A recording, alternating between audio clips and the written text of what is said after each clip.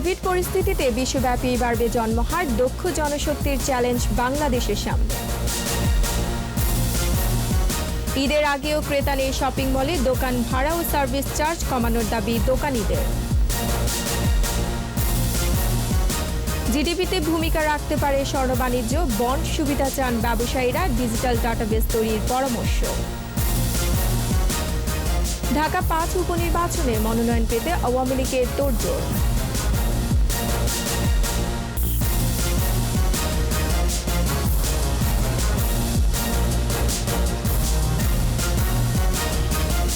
শুনছিলেন first security ইসলামী bank limited সংবাদ শিরোনাম। আমন্ত্রণ জানাচ্ছি সকাল 9টার 21 সংবাদে, সাথে আছে আমি রোমানা আমিন। দর্শক, 21 টেলিভিশনের সংবাদ একই সাথে সরাসরি দেখতে পাবেন আমাদের ফেসবুক পেজ www.facebook.com/2124 অনলাইনে। কোভিড পরিস্থিতিতে বিশ্বব্যাপী বাড়বে জন্মহার, সেই সাথে মাতৃমৃত্যু ও নবজাতকের মৃত্যুর হারও বাড়বে। বিশ্ব জনসংখ্যা দিবসে বিশেষজ্ঞরা জানালেন বাংলাদেশের জনমৃত্যুর হার কাঙ্ক্ষিত লক্ষ্যের কাছাকাছি। দেশের জনসংখ্যাকে গুণগত শিক্ষা ও প্রশিক্ষণের মাধ্যমে দক্ষ জনশক্তিতে পরিণত করার তাগিদ তাদের। মফিউর রহমানের রিপোর্ট। একটি রাষ্ট্রের মূল শক্তি জনসংখ্যা। শিক্ষিত ও প্রশিক্ষিত জনশক্তি দেশকে ক্রমেই সব সূচকে উপরের দিকে টেনে তোলে। অশিক্ষা ও অদক্ষ জনসংখ্যায় আবার উল্টো চিত্র। 1990 সাল থেকে জাতিসংঘ 11 জুলাইকে আন্তর্জাতিক জনসংখ্যা দিবস হিসেবে পালন করছে। এবছর পরিস্থিতি ভিন্ন। এবারের স্লোগান মহামারী কোভিড-19 প্রতিরোধ করি, নারী ও শিশুর সুস্বাস্থ্যের অধিকার নিশ্চিত করি। করোনার শুরুতেই বেশিরভাগ দেশেই লকডাউন। বিশ্বব্যাপী ব্যাহত হয় স্বাস্থ্যসেবা, থেমে যায় টিকাদান কার্যক্রম, বেড়েছে জন্মহার।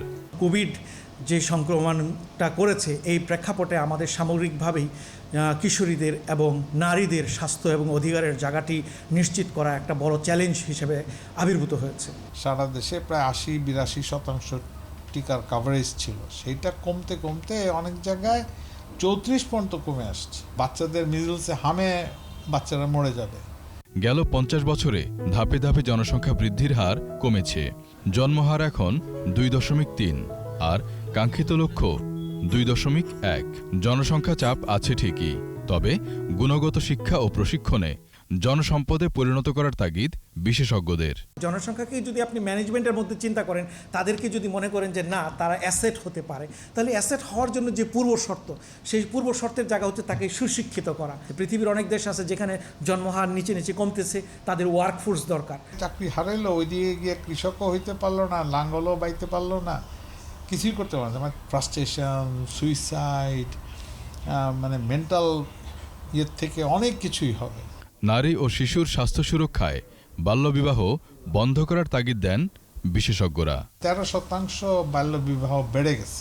মফিউর রহমান, 21 টেলিভিশন, ঢাকা। করোনা সংক্রমণের মধ্যে আরেকটি ঈদ আসলেও রাজধানী মার্কেট শপিং মলের দোকানগুলোতে বেচাকেনা নেই। দোকানগুলোতে সব পণ্যই আছে, নেই শুধু ক্রেতা। সারাদিন দোকান খুলে বসে থেকেও কোনো দিন খালি হাতেও ফিরতে হয়। এই অবস্থায় দোকান ভাড়া ও সার্ভিস চার্জ কমানোর দাবি দোকানদারদের। আর সহজ শর্তে প্রণোদনা চায় দোকান মালিক সমিতি। বিস্তারিত সাইদুল ইসলামের রিপোর্টে। দুপুর 12টা। ঈদের বাজারে দোকানে দোকানে ভিড় হওয়ারই কথা। গুলিস্তান খদ্দর মার্কেটের এই চিত্রই বলে দেয় ব্যবসায় মন্দা। না ভাই, ব্যবসার পরিস্থিতি ভালো না, বুঝেন না, এখন ঘুমাইতেছি বসে। প্রায় সব মার্কেটেরই অবস্থা একই রকম। দোকানগুলোতে পণ্য আছে, ক্রেতা নেই। কবে দিন ফিরবে জানেন না তারা। ব্যবসায়ীরা বলছেন করোনা ভাইরাস পথের কাটা। একমাত্র ব্যবসায়ীরাই বসে আছি, কিতা নেই। চালান পুঁজি খাইয়া সব শেষ করে দিছি। না কাস্টমার আসে না, লোকজনই আসে না। জমিদার এদের ভাড়া আমরা দিতে পারতেছি না। গত কয়েক মাসে পুঁজি শেষ। দোকান ভাড়া, কর্মচারীদের বেতন, বিদ্যুৎ বিল সহ বিভিন্ন বিল গুনতে হচ্ছে। বেচা বিক্রি যা হয় তা দিয়ে ভাড়া উঠানো দায়ী। করোনাকালের মন্দায় দোকান ভাড়া কমানোর দাবি ব্যবসায়ীদের। ওই 2 মাস একটানা বন্ধ ছিল, 2 মাসের ভাড়া কম বাদ দিতে হবে। প্রতিদিন দোকানে লস হচ্ছে আজকে 4 মাস ধরে। তবে ভাড়া বা সার্ভিস চার্জ কমানোর পক্ষে নয় দোকান মালিক সমিতি। নেতারা জানান সহজ শর্তে ঋণ পেলে ঘুরে দাঁড়ানো সম্ভব। সহজ শর্তে প্রত্যেকটা দোকানদারকে যদি ঋণটা দেয়, তাহলে সেই ঋণটা একটা 5 লাখ, 1 লাখ থেকে 5 লাখ এবং যারা বড় তাদেরকে 20 লাখ পর্যন্ত যদি এই ঋণটা এইভাবে দেয় তাহলে তারা ঘুরে দাঁড়াতে পারবে। ঈদের আগে রাত 10টা পর্যন্ত দোকান খোলা রাখার আবেদন আছে ব্যবসায়ী সমিতির। সাইদুল ইসলাম, 21 টেলিভিশন, ঢাকা। স্বর্ণ বাণিজ্য জিডিপিতে বড় ভূমিকা রাখতে পারে, এজন্য রপ্তানির সুযোগ ও বন্ড সুবিধা চান স্বর্ণ ব্যবসায়ীরা। তবে এই খাতকে শিল্প হিসেবে দাঁড় করতে স্বর্ণ আমদানি সহ যাবতীয় লেনদেনের ডিজিটাল ডাটাবেস তৈরির পরামর্শ অর্থনীতিবিদদের। মার্কিন চীন বাণিজ্য দ্বন্দ্বের মধ্যে স্বর্ণের রিজার্ভ বাড়ালে অর্থনীতি শক্তিশালী হবে বলে মনে করছেন বিশেষজ্ঞরা। তৌহিদুর রহমানের রিপোর্ট। স্বর্ণশিল্পের বিকাশ ও চোরাই কারবার বন্ধে স্বর্ণ নীতিমালার অনুমোদন দেয় সরকার। এর ফলে 30 জুন দেশে প্রথমবারের মতো স্বর্ণবার আমদানি করে ডায়মন্ড ওয়ার্ল্ড। সরকারের এই সিদ্ধান্তে কর্মসংস্থান সৃষ্টির পাশাপাশি জিডিপিতে স্বর্ণখাত ভূমিকা রাখতে পারে বলে জানান এই ব্যবসায়ী। আমার ধারণা যে একদিকে যেমন ক্রেতা সাধারণ উপকৃত হবে, আন্তর্জাতিক বাজার অনুযায়ী তারা প্রাইস পাবে এবং স্বর্ণের দাম কমবে। শুধুমাত্র আমদানি নির্ভর এই শিল্প রাখলে হবে না, এখানে রপ্তানি নির্ভর শিল্প হতে হবে। রপ্তানি নির্ভর তখন হতে পারবে যখন হলো আপনাকে বন্ড ফেসিলিটি দিতে হবে। চোরাই পথে স্বর্ণ আসছে এখনো। চোরাপথ বন্ধের পাশাপাশি আরো আমদানির লাইসেন্স দেওয়ার দাবি আছে ব্যবসায়ীদের। সরকার বাহাদুর একটা নির্দেশ দিয়েছিল যে স্বর্ণ বিদেশ থেকে বারগুলো আনার জন্য আমাদেরকে একটা লাইসেন্স দেওয়া হবে। তো আমার জানা মতে চট্টগ্রামে, আমি বাংলাদেশের সমস্ত জায়গায় জানি না, আমি বাংলাদেশে চট্টগ্রামে বিশেষ করে কেউ লাইসেন্স পেয়েছি কিনা আমার জানা নেই। কঠোর নজরদারির মাধ্যমে এই ব্যবসায়িক স্বচ্ছতা বাড়ানোর তাগিদ দিচ্ছেন গবেষকরা। স্বর্ণ আমদানির বিষয়টিকে সুনির্দিষ্টভাবে নজরদারির মাধ্যমে এটিকে পরিচালিত হওয়ার প্রয়োজন রয়েছে বলে মনে করি।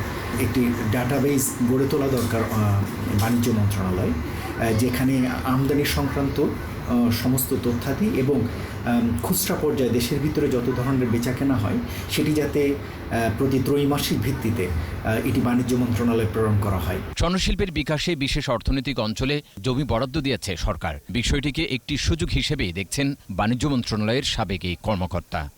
যে আমাদের একটা পলিসি হয়েছে গোল্ডের উপর কিন্তু আমাদের কার্যক্রম বাড়িয়ে দিতে হবে। এক্সক্লুসিভ ইকোনমিক জোনে তাদের জন্য জায়গা রাখা দরকার, যেটা সরকার সিদ্ধান্ত নিয়েছে। ডলার আর ইউনের মধ্যে আপনার একটা ফাইট চলতেছে, তো এই ক্ষেত্রে গোল্ড কিন্তু একটা গোল্ড আমি রিজার্ভ যদি বাড়াইতে পারি, গোল্ডটাকে যদি একটা ইনস্টিটিউশনাল সেটআপে নিয়ে আসতে পারে তাহলে খুব ভালো হবে। ব্যবসায়ীরা ব্যাগে যে স্বর্ণ আমদানি বন্ধ চান, তাদের মতের সাথে একমত অর্থনীতিবিদরাও।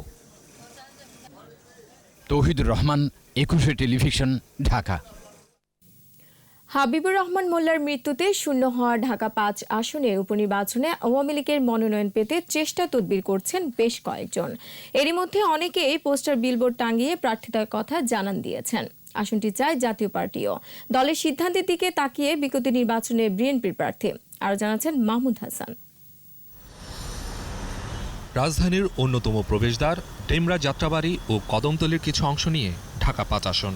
দীর্ঘদিন এই আসনের সংসদ সদস্য ছিলেন হাবিবুর রহমান মোল্লা। তার মৃত্যুতে আসনটি শূন্য হয়। এখনও তফসিল ঘোষণা না হলেও শূন্য হবার 90 দিনের মধ্যে নির্বাচন দেওয়ার বাধ্যবাধকতা আছে।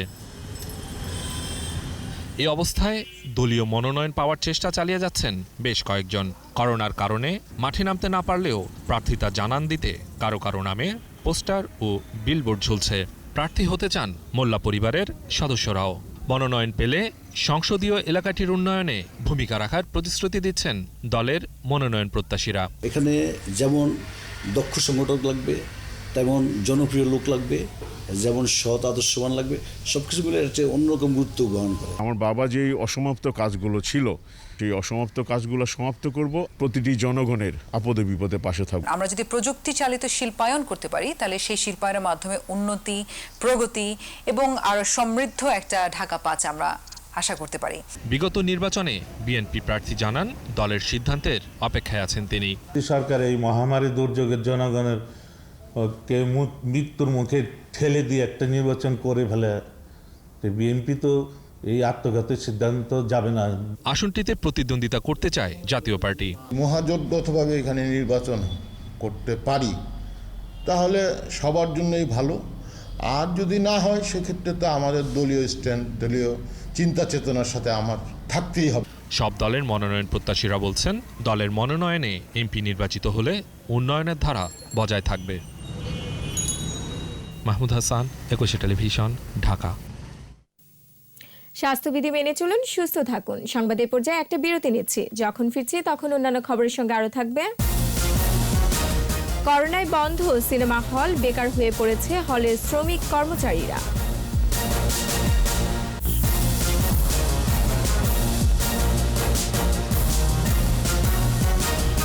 বিরতির পর আবার আমন্ত্রণ সকাল 9টার 21 সংবাদে। করোনার কারণে বন্ধ হয়ে গেছে সিনেমা হলগুলো। প্রায় 4 মাস ধরে প্রদর্শনী বন্ধ। বেকার হয়ে পড়েছে হলের শ্রমিক কর্মচারীরা। তাদের অনেকে হলের সামনে বিভিন্ন ফলের ব্যবসায় নেমেছেন। হল মালিকরা বলছেন, করোনার এই সময়ে তাদের লোকসান প্রায় 1000 কোটি টাকা। আদিত্য মামুনের রিপোর্ট। একটা সময় ছিল যখন হলে গিয়ে সিনেমা দেখাই ছিল বিনোদনের অন্যতম প্রধান মাধ্যম। তবে মাঝে হলের পরিবেশ, চলচ্চিত্রের মানসহ নানান কারণে জৌলুস হারিয়েছে রূপালী পর্দা। 2000 সাল পর্যন্ত দেশে হলের সংখ্যা ছিল 1500। বন্ধ হতে হতে 62তে এসে ঠেকেছে। যেগুলো টিকেছিল করোনার কারণে সেগুলোও এখন বন্ধ। রাজধানীর বেশিরভাগ হলের চিত্র এখন এরকমই। করিডোরে গাড়ির গ্যারেজ, কাউন্টারগুলোতে দোকান আর ভাগার। বেকার হয়ে পড়েছেন শ্রমিক কর্মচারীরা। দীর্ঘ 4 মাসের খরায় অনেকেই বদলেছেন পেশা। জীবন চালাতে হলের সামনে কলা বিক্রি করে জীবন ধারণ করছেন কেউ কেউ। দিন খায় বা যারা মিডল ক্লাস, আমাদের মতো লো মিডল ক্লাস ফ্যামিলির মানুষ, আমরা তো ভাই বেসিক নিডের জন্য হাহাকার করতেছি। মানুষ বেতন বোনাস কিছু দিচ্ছে না, হল বন্ধ করতে দেবে। তার জন্য হলের দাঁড়ান হিসাবে কলা নিয়ে বসি, বাইরে কলা বেচতেছি। বন্ধ থাকায় চরম বিপাকে সিনেমা হল মালিকরা। এ অবস্থায় প্রণোদনা চান তারা। 4 মাসে আমাদের ক্ষতি 700 থেকে 800 কোটি টাকা। সরকারকে আমাদের এই হলকে, এই সিঙ্গেল স্ক্রিনকে বাঁচানোর জন্যে ওনাদের কিছু আমাদেরকে অনুদান দিতে হবে। মহামারীর কঠিন সময় দূর হবে, দর্শকে মুখরিত হবে সিনেমা হলগুলো, এই আশায় দিন গুনছেন মালিকরা। আদিত্য মামুন, 21 টেলিভিশন, ঢাকা। উত্তরাঞ্চলে আবারও বাড়তে শুরু করেছে নদ নদীর পানি। প্লাবিত হয়েছে নিম্নাঞ্চল, কোথাও আবার তীব্র হয়েছে নদী ভাঙন। মানুষজন বাড়ি ঘর সরিয়ে নিতে ব্যস্ত।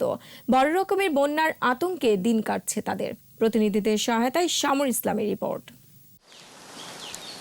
উত্তরের জেলা নীলফামারীতে আবারও বেড়েছে তিস্তার পানি। ডালিয়া পয়েন্টে বিপদসীমার 35 সেন্টিমিটার উপর দিয়ে প্রবাহিত হচ্ছে। পানি উন্নয়ন বোর্ড জানায়, উজানে ভারী বৃষ্টি ও পাহাড়ি ঢলে 4র্থ দফা বিপদসীমা অতিক্রম করল তিস্তার পানি। জেলার ডিমলা উপজেলার নদী তীরবর্তী 15টি চরগ্রামে পানি ঢুকেছে। পানিবন্দী হয়ে পড়েছে অন্তত 10,000 মানুষ। লালমনিরহাটেও বেড়েছে তিস্তার পানি। হাতীবান্দার দুয়ানি পয়েন্টে বিপদসীমার 28 সেন্টিমিটার উপর দিয়ে প্রবাহিত হচ্ছে। পানি বেড়ে অবনতি হয়েছে বন্যা পরিস্থিতির। বাড়িঘরে পানি ঢুকে পড়ায় বিপাকে দুর্গতরা। গাইবান্ধার বেশ কয়েকটি পয়েন্টে তিস্তা, যমুনা ও ব্রহ্মপুত্রের পানি বেড়েছে। সুন্দরগঞ্জের শ্রীপুর, হরিপুর, কাপাসিয়া ও সদর উপজেলার কামারজানি বন্দরের গোঘাট এলাকায় তীব্র ভাঙন দেখা দিয়েছে। দিশেহারা মানুষ বাড়িঘর সরিয়ে নেওয়ার চেষ্টা করছে। এদিকে কাজ করে, এদিকে ভাঙে, বুঝছেন? এই কাজ করার তো কোনো লাভ হচ্ছে না। রান্নাবাড়ি, খাওয়া দাওয়ার জায়গা পত্র কোনোটাই নেই। রাজবাড়িতে পদ্মার পানিও বৃদ্ধি পেয়েছে। প্রচণ্ড স্রোতে বিভিন্ন স্থানে ভাঙন দেখা দিয়েছে।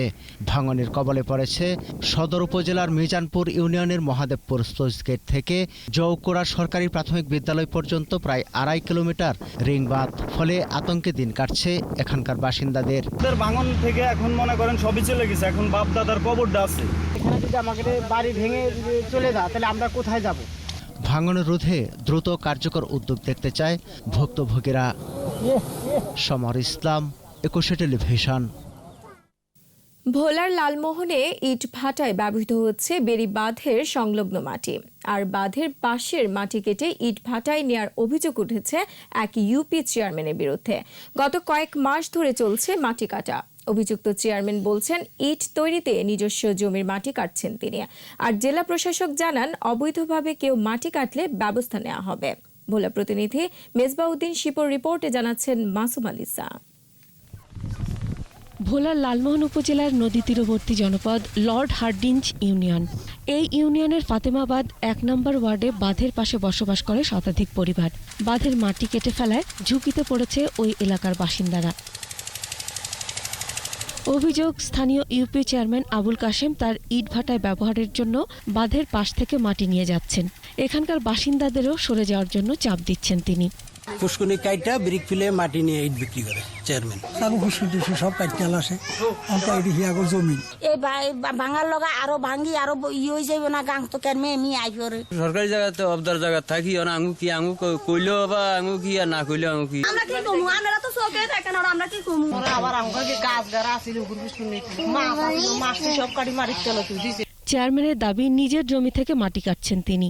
আমরা 105 ফুট রাইখা তারপরও রাখছি চতল বলে, তারপর আমরা মাটি গেছি। আমরা আমাদের মালিকানা জায়গার মধ্যে আছে, 1 ইঞ্চিও আমরা পানি উন্নয়ন বোর্ডের জায়গার মধ্যে যাইনি।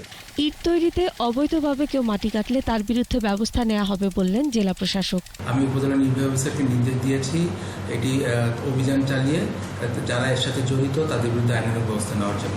ইট ভাটাটি জনবসতিপূর্ণ স্থানে নিয়ম লঙ্ঘন করে স্থাপন করা হয়েছে বলে দাবি করেছে এলাকাবাসী। Masuma Lisa, 21 television. স্বাস্থ্যবিধি মেনে চলুন, সুস্থ থাকুন। আবারও নিচ্ছে বিরতি, যখন ফিরছি তখন অন্যান্য খবরের সঙ্গে আরও থাকবে। করোনায় একদিনে সর্বোচ্চ আক্রান্তের রেকর্ড, শনাক্ত 2,28,000।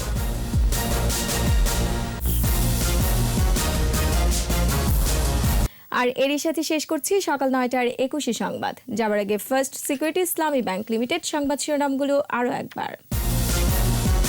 কোভিড পরিস্থিতিতে বিশ্বব্যাপী বাড়বে জন্মহার, দক্ষ জনশক্তির চ্যালেঞ্জ বাংলাদেশের সামনে। ঈদের আগেও ক্রেতা নেই শপিং মলে, দোকান ভাড়া ও সার্ভিস চার্জ কমানোর দাবি দোকানিদের। জিডিপিতে ভূমিকা রাখতে পারে স্বর্ণ বাণিজ্য, বন্ড সুবিধা চান ব্যবসায়ীরা, ডিজিটাল ডাটাবেস তৈরির পরামর্শ। ঢাকা 5 উপনির্বাচনে মনোনয়ন পেতে আওয়ামী লীগের তোড়জোড়।